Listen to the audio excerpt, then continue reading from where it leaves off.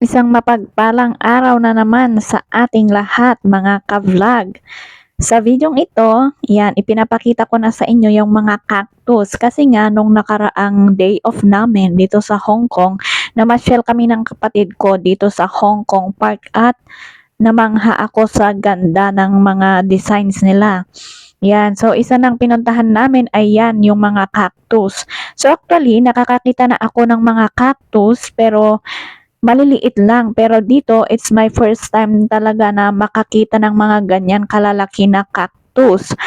'Yan. So, 'yan nakakakita na ako ng ganyan pero maliliit lang. At ang sabi nila sa mga ganyang cactus, puwedeng kainin daw yung loob, pero hindi ko alam, hindi ko pa rin natikman. Pero siguro yung iba natikman na, hindi ko alam kung masarap.